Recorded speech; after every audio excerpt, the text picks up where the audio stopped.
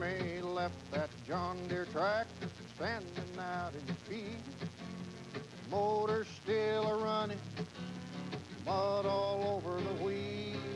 He stepped out in the two-lane, rolled himself a smoke, rode his bedroll on his back, and then he headed down the road. And along come a semi with a heavy load, laying her down between the telephone poles. She pulled over hard in the summer heat, kicking up the gravel like a wounded beast. And to the roar of the diesel, the driver said, son, get in or get out, I got a road to run. And he climbed the pipe on the shotgun side, rolled his blanket in the back. He settled down to ride away. And the farm boy gave his soul to the highway. Now Jimmy learned to drive that rig while the driver got his sleeve. A million miles later he turned 35, sitting in the driver's seat. And then one day on a Kansas two-lane, a farm boy crossed the fence. A pair of Sunday go-to-meeting shoes stood on the hot cement. And along come a semi with a heavy load, laying her down between the telephone poles. She pulled over hard in the summer heat, kicking up the gravel like a wounded beast. And through the roar of the diesel, Jimmy said, son, get in or get out, I got a road to run. And the kid climbed up on the shotgun side, rolled his blanket in the back. He settled down to ride away. And the farm boy gave his soul to the highway.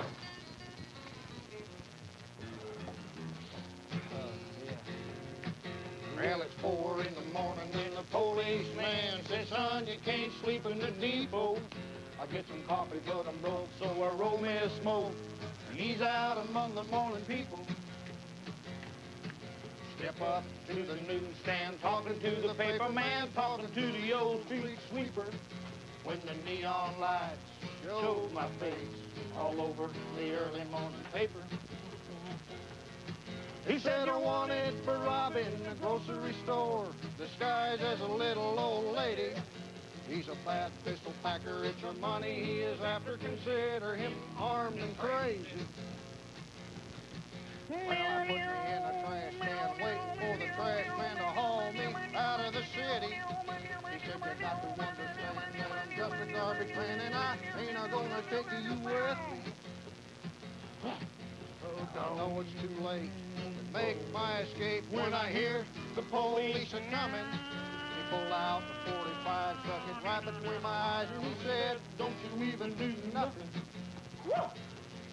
He said, you're wanted for robbing a grocery store, disguised as a little old lady. You're a bad pistol packer, it's the money you are after, and son, you're armed and crazy. Well, you can see him anywhere you go, laying where the concrete's cold, and you wonder if he always looked that way. And you wonder where he'll go to die, and how he to stay alive, and how he keeps him warm when it's cold. Don't you know you're looking at somebody's daddy? Or at the least he is his mother's son. 100 years ago he was a hero, born when he was needed by someone. His way of life had reason and a meaning, and the world had a place for restless men. But now he's like a ship in a bottle. His soul is hungry for a gentle wind. Now the railroad ties he's walked across like monuments to men who lost and laid their soul beneath haunt the ones who follow them. They all become restless men who never know the meaning of a home. Well, I drank down the dust with the bourbon straight up. Another hot rodeo day. When she sat down beside me, all painted and pretty, a girl of the night, you might say, with cool blue eyes and a shanty town smile, elusive as fresh morning dew. She said, you're a sad one and no doubt a bad one. Oh, I know a lot about you. You are another rough rider. You like your bourbon straight up. The horses you ride are the wild killing kind. And good luck just ain't enough. 'Cause there ain't no woman could hold you to tame the wild in your soul. Drive out the twister that's driving you, mister, crazy and out of control. Well, we went for the nighttime this morning was coming, and I said I will love you tonight. Then deep in the shadows where I'd never traveled, the wild inside of me died. And I awoke looking into those cool blue eyes, and I said, let me stay here with you, 'cause you can control the wild in my soul like no other woman could do. Christ, man, why don't you sing something depressing? Renegade, you're broken swinging from a moving train. I hate that fucking song. Stop and warn, the toes are torn. Where you? We're passing through some other town. Hey! Some other town. Hey, can I go to some other town? And he feels like an old rope inside, laying Upon you, my dusty gold in watch the chain. corner of the Upon you, my gold wedding ring. Upon you, this heart in my bosom. Like Only say that you love me then. Oh, the white rose, it blooms in the garden. from It blooms riding with the hard, love in my heart. from riding hard. Renegade. Upon you, my gold watch and chain, love. Upon you, my gold wedding ring. On. I play this radio, you see, because, so that I don't have to hear those voices anymore. See, as far as I'm concerned, Ellen and Jim could have been fucking twins. Mean tempers inside good people, you know what I mean? At least that's true of Ellen. Jim, he can talk for himself. My, how Ellen can break my balls. Why don't you take a flying fuck to Pissville, Oklahoma? Then God will sit on his black behind and pay you for listening to your country western albums a whole day long. I mean, forget about the goddamn cracked ceiling that leaks plaster into everything I cook. If you like little white chips in your snap beans, fine. I'll go out to the garden and I'll collect ticks all over my legs just so we can all get lead poisoning like those people in Cleveland. She tended to become inaccurate when she got excited. Can't get lead poisoning from plaster. I told her as much. Only from paint. Oil-based paint at that. Although I had been kind of painting over that crack in the ceiling when it was smaller instead of actually fixing it. Hell, that was months before. Hell, maybe she remembered she was ahead of me again. I don't know. It was surely off plaster. Of course, maybe it was lead poison that was causing all the trouble. Although what was eating at me didn't fit the scene.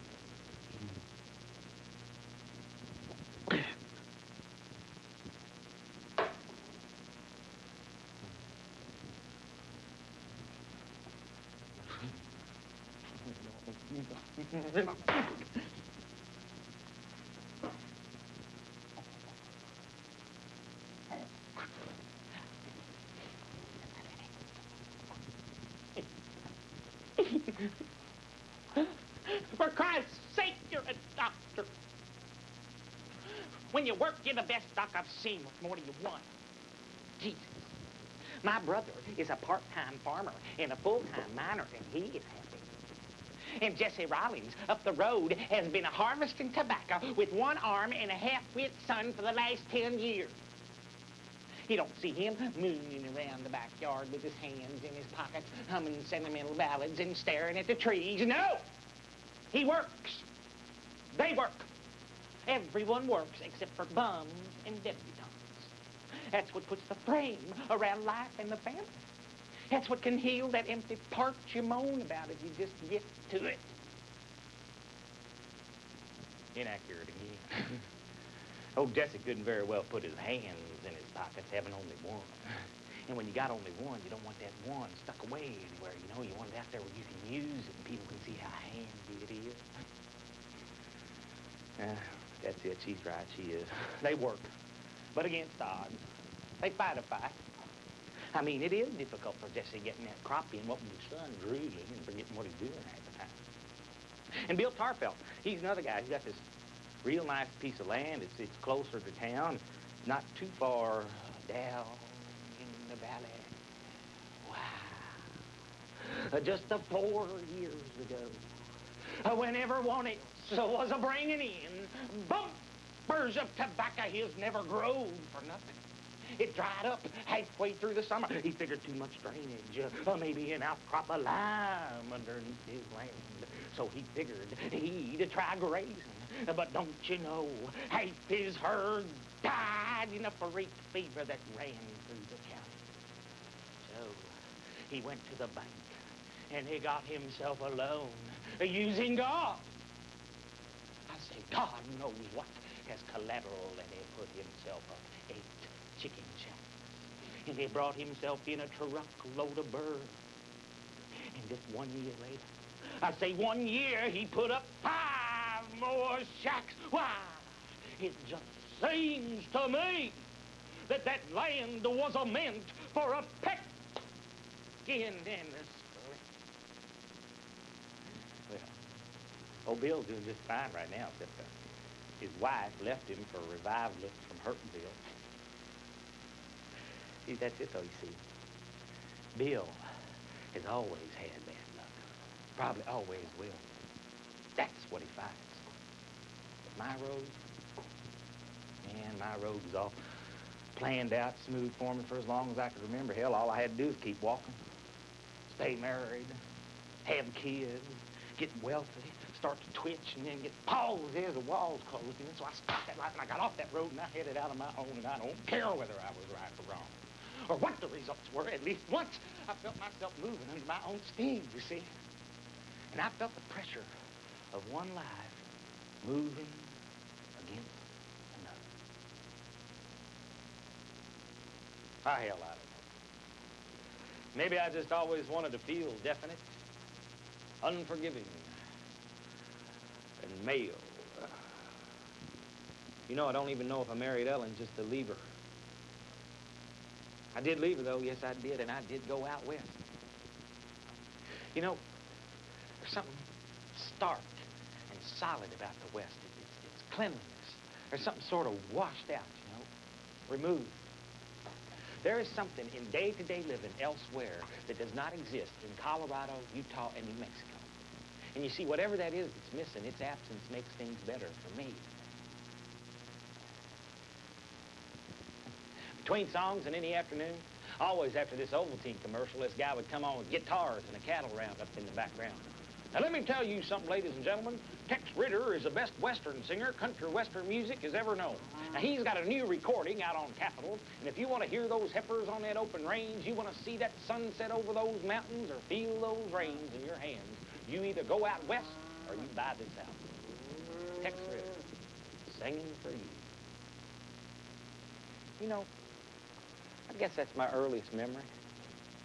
3 or 4 years old, you know, sitting in front of that huge skyscraper of a radio in our parlor in Lexington, Kentucky, while Mama baked oatmeal bread and Daddy finished up dentistry school. You know, Mom bought that album, too. She did, just like WSM told her to. Now, really, it was 478 stacked together like a book. Now, something in me changed over the next couple of years, you see, because we couldn't play this stuff when Daddy was around. He hated it. He was gone. Mom and me, we used to play those albums till we just about wore them out. We got so we knew all the words and we'd sing along, just a hooping and a hollering and a yodeling. I knew right then and there I didn't belong in Kentucky. I was due out in the great Southwest, and if I didn't get on it and get out there, whatever it was waiting for me would be gone. First I had to go to grade school.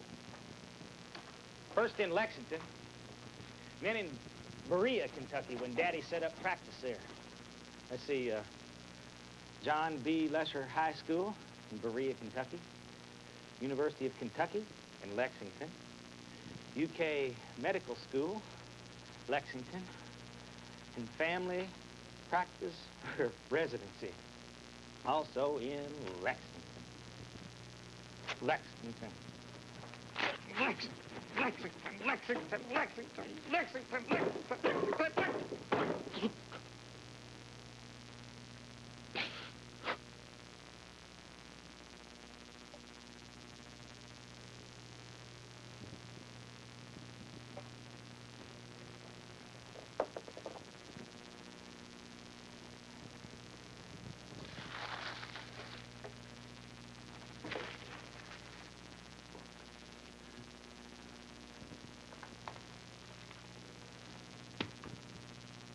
Ellen Plunkett whacked me in the mouth reaching back for a family circle to check out at the Kroger grocery store.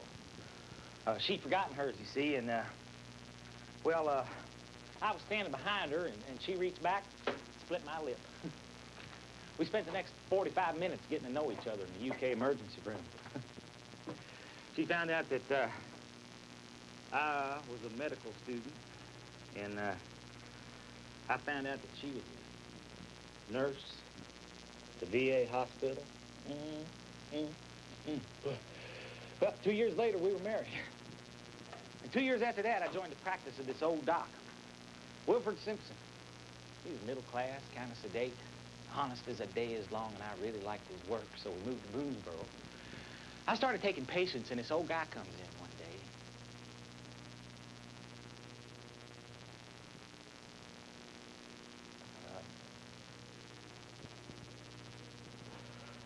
Look, don't you see how this was all one big slide? Huh? I popped out of my mama's womb onto a greased track. I didn't do anything.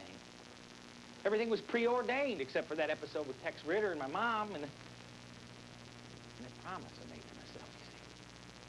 Nah, that was a warp. It didn't fit. Anyway, I started taking patients, and this old guy comes in one day, and he's got back problems. Oh, I am glad to see a young man like you. Real glad. You know, we seem to be mostly older folk around here, or folks hurrying up getting older. I mean, Boonesboro is a boring sort of place for a young man. You see, I've had my day. And this hard-working, self-righteous little town fits me like wool socks. Well, good. Anyway, I admire a young man like you. Settled and steady. I bet y'all have a garden, and your wife does canning. Am I right? Hey, shoot. I knew it. I was married once. I loved her hard. Nobody to this day can look me in the eye the way she did. Something inside her, I don't know what. I treated her like a puppy, though. I did.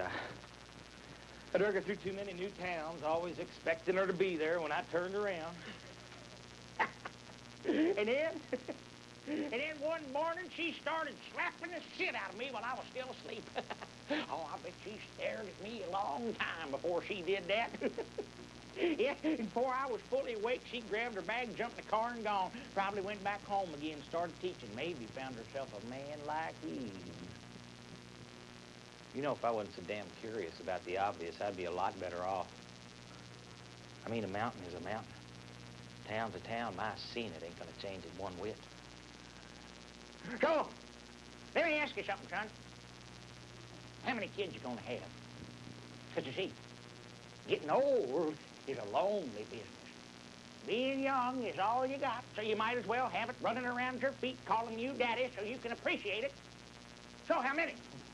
Look, I don't know. We haven't talked numbers yet. Listen, you've strained some muscles in the lower left section of your back. It's going to hurt some for about a month, and I'm going to prescribe some muscle relaxants for you. Don't drive while you're taking them, okay? And be sure and get a lot of bed rest over the next few weeks, okay? Thanks.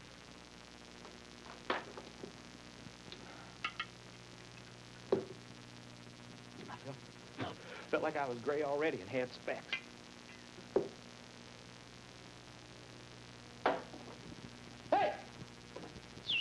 Hey! Listen now.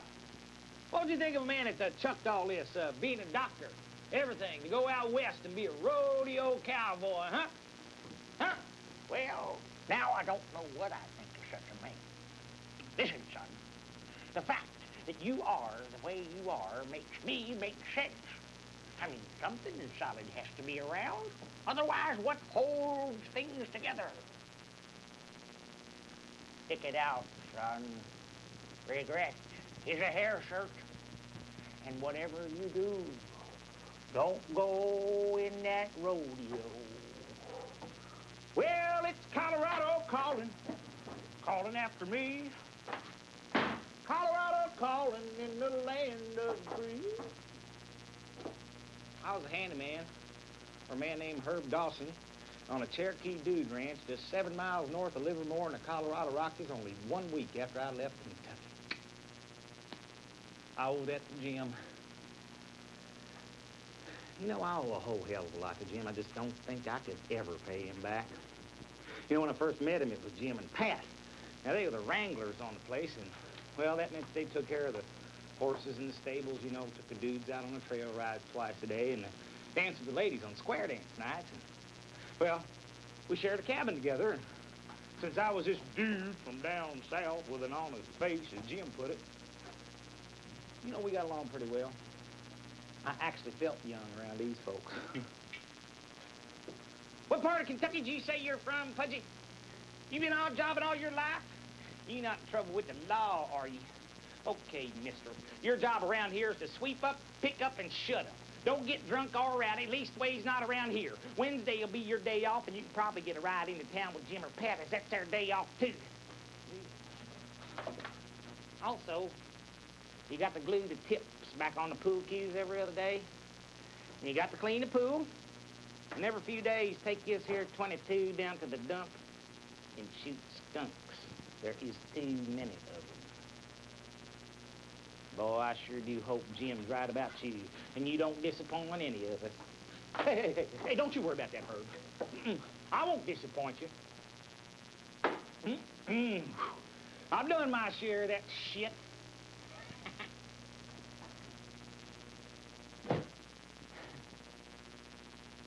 Oh, the white rose blooms in the garden,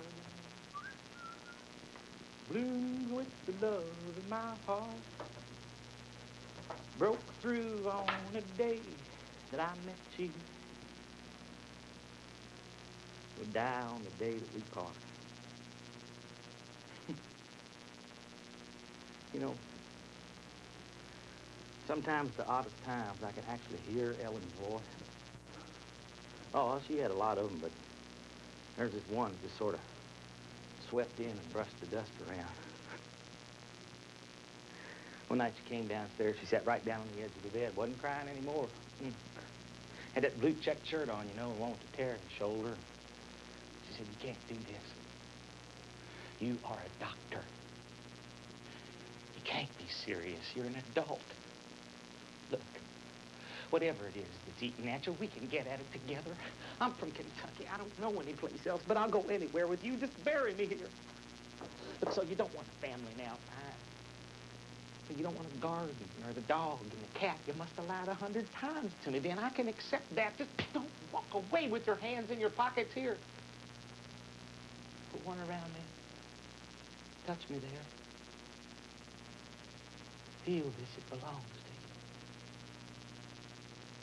to you. You are no longer a kid. You are no longer one person. Yeah, I know that. See, but I just can't stretch that far right now, Ellen. I just can't. All you want me to do is come home and put slippers on or something like that. And I just can't do that. But I tell you one thing I can do. I can stop loving you, and I can...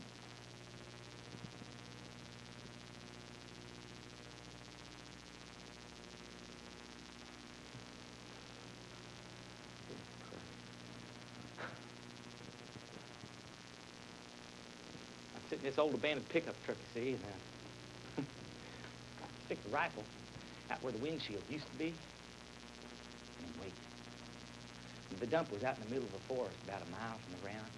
You know, mounds of dirt, tin cans, old mattresses, making this funny-looking mountain range.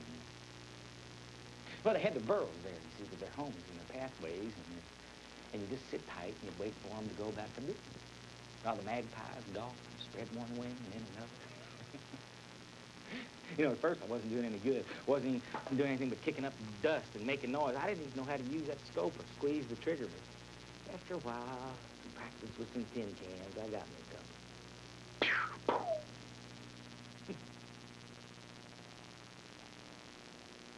And then one afternoon, I went out there and I got in that truck. And everything was quiet. Air was wound tight.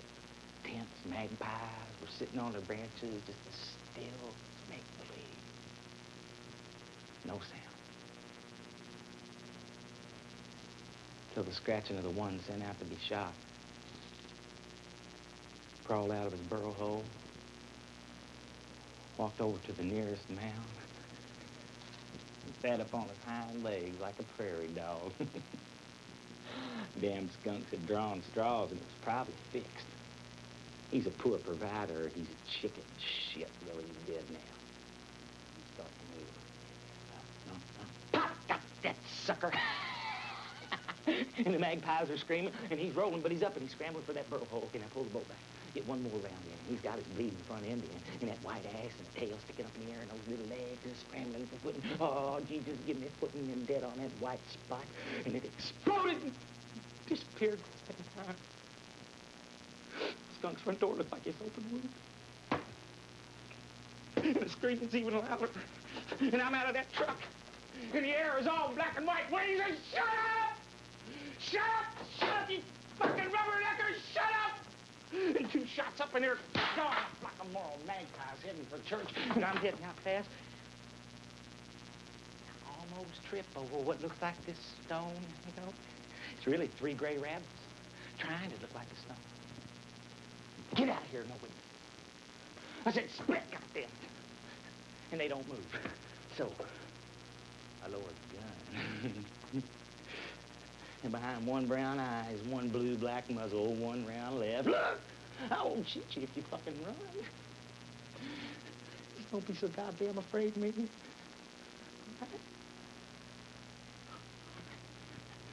Okay? Fire! 2 rabbits run. One sort of rolls and flops there, and I run. Right!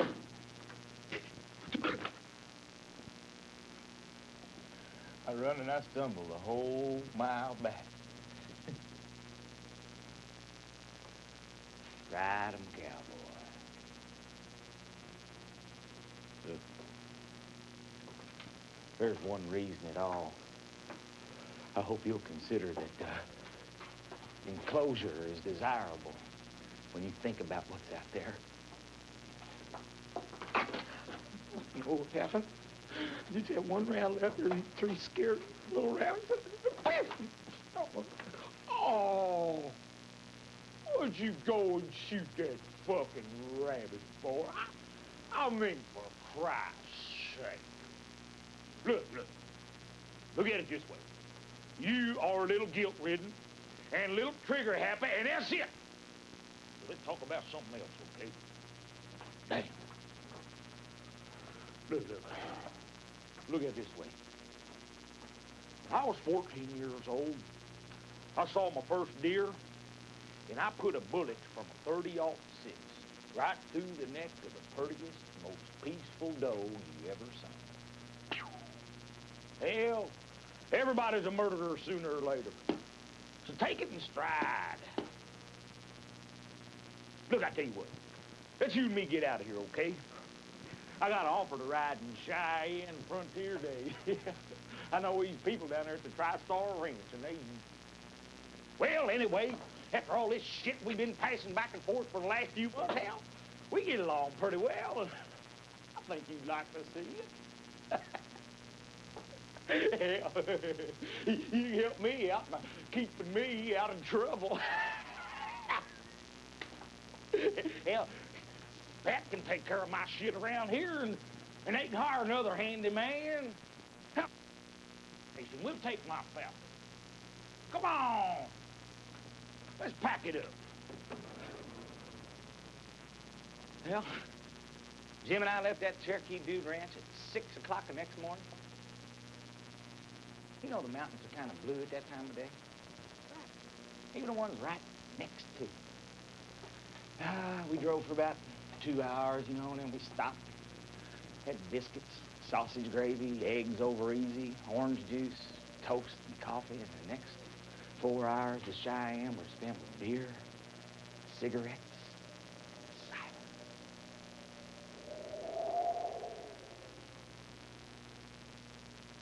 You know, first time I ever met Jim was at breakfast.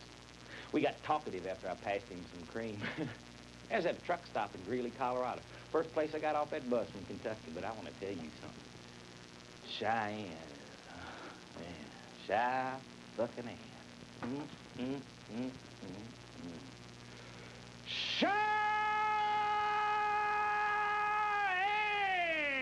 really goes nuts, man. I mean, Frontier Days is the central fucking center of the West, man. Fucking cowboys everywhere you look. Mom would have loved to see that. Every son of a bitch you run into is either a wrangler, or a rider, or a bleeder, or a stinker, or a killer. The bars are hyped up Dodge City, filled with high-speed, high-tech, foul-spirited bar fights. Now, Jim Bulldog, he did pretty well. I don't know how to judge these things, but he made some money at it, and at night we go out drinking. I don't particularly like being bumped into like that. Now, why don't you say you're sorry? I don't believe I heard anything. Why don't you go ahead and apologize, you pudgy little prick? And all I said was, hey, stop it, all right? And the 2 beers I'm picking up go flying across the room. Another, my head kind of goes sideways to the left. I slide into this table full of empty beer bottles, and everything is quiet. And Jim's got this guy by the wrist, and he's talking in this real low voice. You know, I never did understand why he talked like that. All right, now, calm down. Calm down. Why are you hitting my friend? Are you some kind of goddamn fool? You know, I ought to kill you, but I won't. Now, you just stand there at attention while I walk over there, pick up my friend, and we walk out that door. Now, you be nice and obedient when I let go, or you'll never see your mama again. Well, he let go. Jim bent down to pick me up. The guy made a move to kick Jim in the head, and all of a sudden, Jim was all over him. There's this little flash of steel out of his back pocket, a couple of crunching sounds. The guy groaned, started to bleed, and we left. I tell you, buddy, you're supposed to keep me out of trouble, not get me into it. And look here, you got my courage all bloody. Turned out that courage was a pearl-handled single-shot .22 that Jim kept in his back pocket for self-defense. Could really hurt. He got hit with the butt end of it. And look, there's another rodeo down in Roswell, New Mexico. It's part of the New Mexico State Fair. It starts on September 10th. We only got 2 days. I know I can get it if we can get down there in time to register. Come on, we'll take turns driving and sleeping. Let's go. Well, we stopped. We got some gin, some beer, some cheese nibs, and took off. Now, the first leg was going about 650 miles south on I-25 to Albuquerque. We made that in 15 hours. It was a good time. It's an old Falcon, you know. We stopped this skelly truck stop there, and, well, Jim had been battering the steering wheel, you know, and mumbling to himself on the way down there. And when he got out of the car to go in the place, he just slammed the shit out of the door. He ordered 4 eggs over easy, toast and coffee. Yeah, God, even I've been eating an awful lot of eggs lately, and the yolks are starting to make me sick, so I ordered a couple scrambled. When she brought the stuff, all Jim's eggs have been cooked in one pan. Oh, I don't know how often you eat in diners, but you see, those little pans they cook the eggs in, they're only meant for 2 eggs. So if you put 4 in, all the white runs to the center. And even after he flips them over, when you cut into it, it's like pure protoplasm on your plate. That's what happened to Jim. And he sent them back. And through that little horizontal window, you could hear the pimply-faced punk of a cook say, if he knew what he wanted, he'd get it. If he wants some over hard, by God, I'll give him to him over hard. And Jim's coffee goes slamming across the counter. You take those over hard up your ass, you little turd. And he throws a sugar jar through the window. Well, we didn't figure it was a very good idea to stick around there to get our gas, so we took off again. This time I-40 east, towards the Roswell cut off.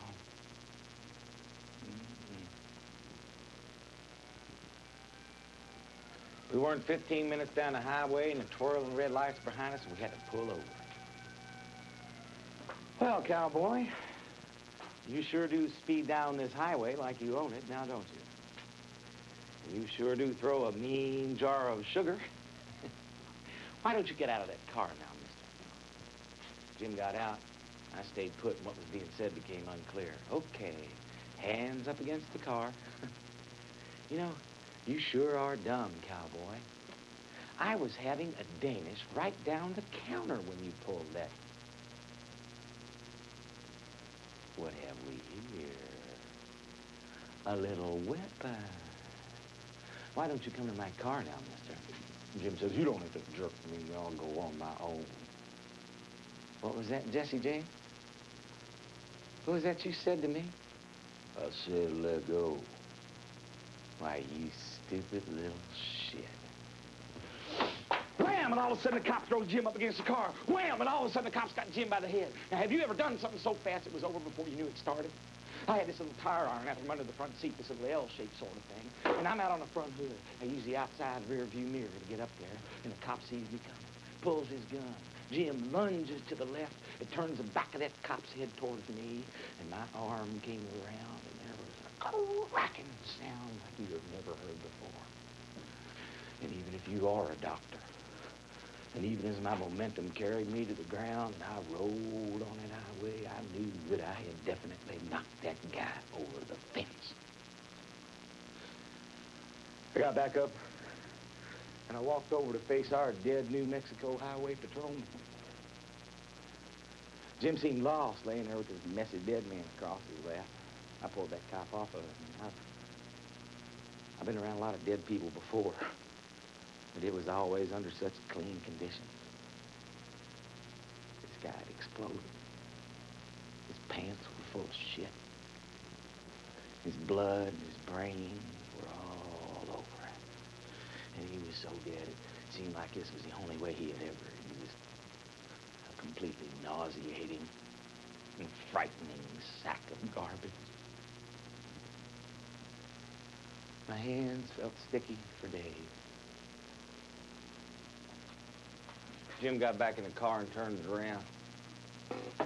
I picked up the tire iron and I got back in the car. We drove off without a word, back through Albuquerque and northwest on 44. I threw the tire iron out the window near a town called Cuba, New Mexico. See, The idea was to go through four corners into Utah and into Canada. I mean, who'd expect a couple of cop killers to go to Utah? See, his whole thing with the cop happened in a gray, dead-aired 6 a.m. That time of day pops up a lot with Jim and me. Or at least it did. Did you ever see the movie The Misfits? Pissed me off. Well, parts of it were okay, but you see, end result for me was it made a man feel ashamed he had a goddamn job. I mean, what with Gable walking around saying he wouldn't work for wages because he's some kind of lash to the cowboys or some shit. I tell you what, buddy, I'd work for wages. I have had plenty of jobs, and I ain't ashamed of one of them.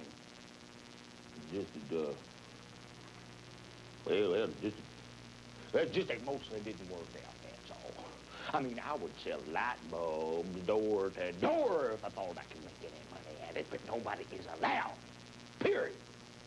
And then some wide-eyed innocent comes a-waltzing in, asking politely if we all had some room and if we all wouldn't mind, and winds up popping the back end of a trooper's skull a country mile. It's always you buggers that caused the trouble in the first place. That's why I pulled you out of that bar back in Cheyenne. That's your first bar fight, wasn't it? You had dead weight back on the highway in New Mexico. That's your first big old notch in your fucking gun, isn't it? Who the hell are you anyway? We spent the night in Montezuma Creek, Utah at the Navajo Motel. Jim said he'd been doing some thinking in the middle of the night, and he figured that we better sell the car when we got to Canada and split up there. But first, there was a dinosaur roundup rodeo, and he figured he could make a couple of $100 in about 2 days' winnings, which would stake him some.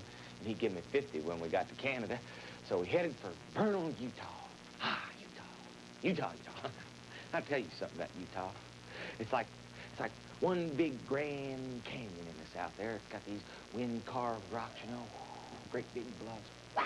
Wound through Moab, Crescent Junction, Green River, took a ride at Helper, Utah, and after about a half-day's drive on this little backwoods road, you know, really getting into the mountains now, came to Gusher, Utah, about 23 miles south of Vernal, and the Falcon runs out of gas. Well, now, there is no gas to be had in Gusher, Utah on a Sunday afternoon. One local guy says, he'd take us up to Vernal and back for 20 bucks. Jim says, screw that, we'll hitch. So, we started walking along the side of the highway there, you know, not saying a whole lot, just kind of taking in that fresh air, you know, turning around whenever we heard a car coming. Looking at that blue sky, you know, and them snow-capped mountains, and, you know, I just couldn't help noticing what I was wearing and how authentic I looked. And I was walking along there, you know, looking down at my faded, tore-up jeans, beat-up old boots, glancing at my shadow myself on the highway, the way my hat looked and all. Same stuff I have on now. You see, I just couldn't help noticing myself do what I was doing. I was fascinated with my new life, with my new reasons and my new problems, with the way I walked and talked and thought. I wasn't a phony. I really was that person. For real. Who the hell knows? I do like my boots, though, and my hat. Yes, sir. I like everything. You know, everything is fine. I especially like Utah. It's my home state now. Yep. You know, I should get interested in politics. I should find out whether the governor is a Democrat or Republican. Find out who controls the state legislature. Find out the mores of this great southwestern state. Hell, maybe I'll become a Mormon. Find out what color God's ass really is. Who says what? What do you do? Do you duck? You run? Shoot? Shake hands or punch a fucking wise ass in the face? Who knows? Who cares? You want to know something? They care. Yes, they do. Even if it is in the most back-ass sort of way. You know, they ought to issue cowboy guidebooks just like the driver's manual.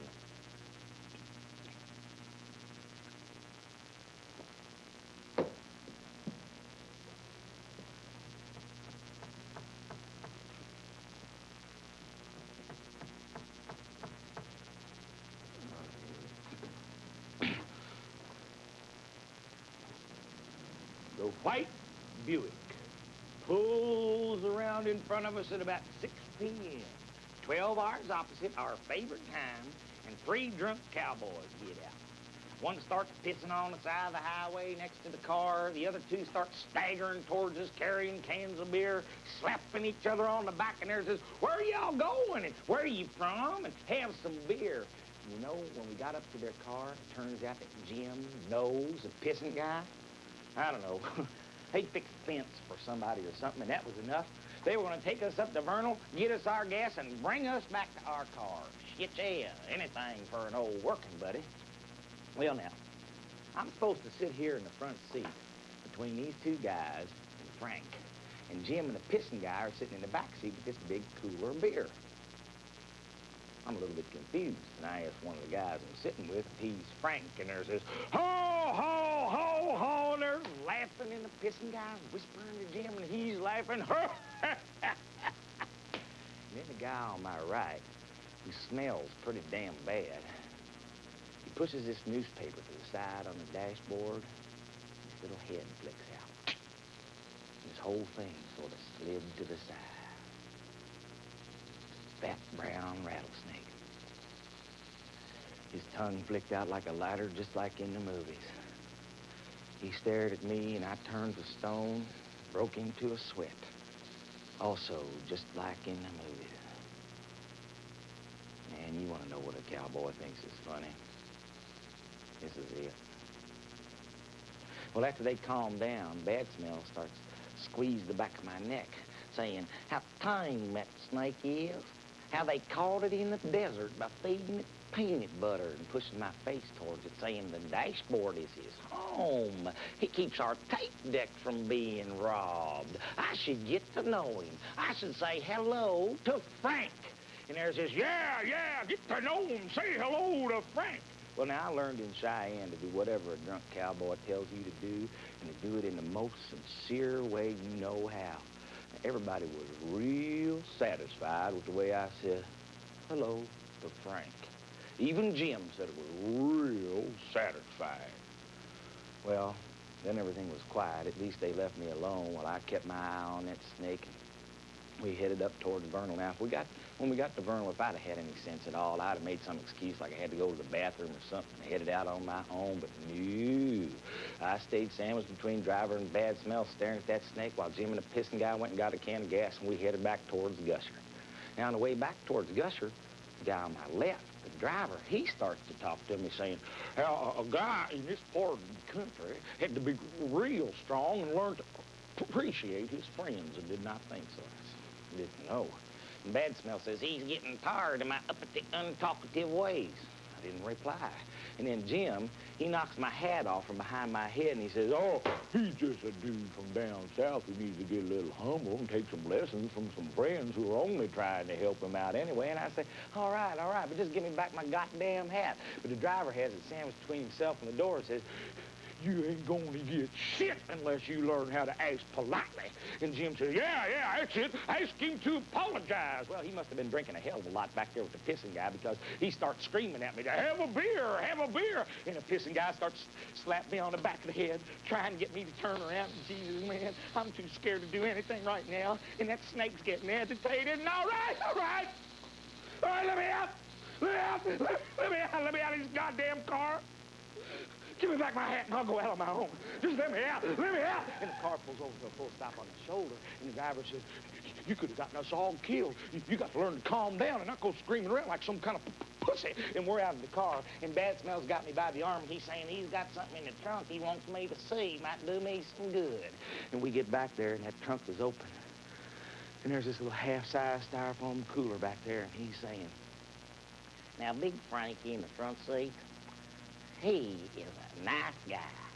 Because if he bit you, you got about an hour to get to the hospital before you died. But on the other hand, when he takes the top off that styrofoam cooler, and there's this little black snake down in there just whirring around as fast as a blender down there, just hissing and rattling like sure death. But on the other hand, if little Frank bit you, you got about 5 minutes to feel it, and you are dead in 10. Young'uns are far more deadly. And he's got me by the wrist, and he's holding my hand up against that cooler, and he's telling me he wants me to apologize to everybody, including Big and Little Frank, and promise to get off my high horse and not to be so uppity. And I looked at Jim, and he says, do it. And Jesus, man, I can't. And somehow, with my free hand, I grab that cooler, and I throw it in Bad Smell's face. He screams, snake's out on somebody, I don't know. And the driver's there, and he hits me, and I hit him, and I grab my hat, and everything is quiet. Because Jim's got me by the wrist, telling me to calm down. Now, I don't know if you've ever had your wrist held up to your face like that, but it is pretty damn near impossible to stay calm. And he calls me trigger happy again. And fuck you! And I kick, and I kick, and I kick, and I'm free. And I see Jim's face all screwed up, and that pearl handle, and bam! And bam! No, bam! No! Bam! Bam! No! No! No! No!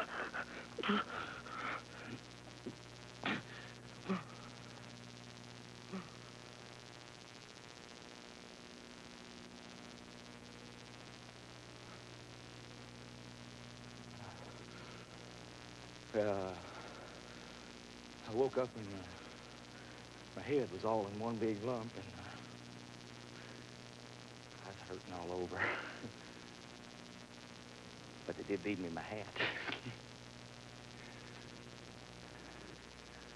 Sheriff says that local boys helped this cowboy to subdue me after I had forced him at gunpoint. There's this little pearl-handled single-shot .22 as evidence. On my way up north trying to get to Canada. It seems that the cowboy said that I had bragged about how I killed this highway patrolman back in New Mexico after he stopped me from hitching. You see, hitching is illegal in New Mexico. But his tire iron I kept in my satchel for self-defense. Seems the cowboy said I was drunk when I told him that. Well, sheriff, he didn't seem to flinch at the total implausibility of the story since the cowboy had left town before he had a chance to talk to him. But they were going to check down in Cuba, New Mexico anyway for that tire iron, which I had thrown out the window without even bothering to wipe off. Or so he was told. Secondhand story. Well, you know, they found that tire iron. They won't ever find Jim, though. Won't even look for him because I told him. I said, that's just the way it happened. You got me dead to rights. And who gives a shit anyway?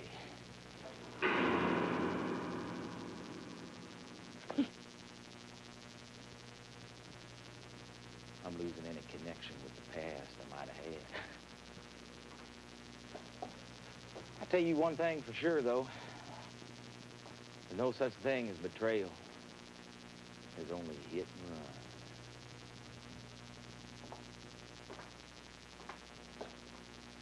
Some things the doctor can't do anything about. So Doc Simpson talking. He's probably out mowing his lawn or taking somebody's pulse right now.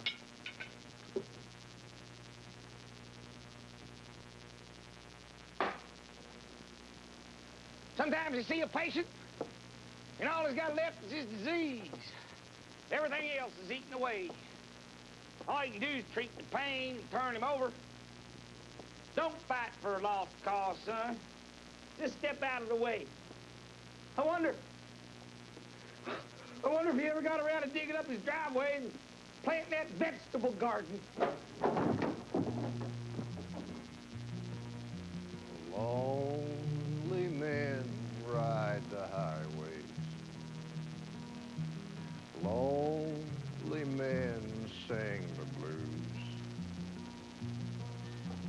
Cry out their lonely feelings like only a lonely man can do. And the yellow line lays out across the 4-lane, like the broken lines that run across his brow. And the price of his freedom cost a fortune, and he wishes that she'd see him now. Now a lonely man is always crying for someone more than just a friend. He'll find himself alone come the morning and wonder why he's in the shape he's in. And the yellow line lays out across the 4-lane, like the broken lines that run across his brow. And the price of his freedom cost a fortune, and he wishes that she could see him now. And the yellow line lays out across the 4-lane, like the broken lines that run across his brow. And the price of his freedom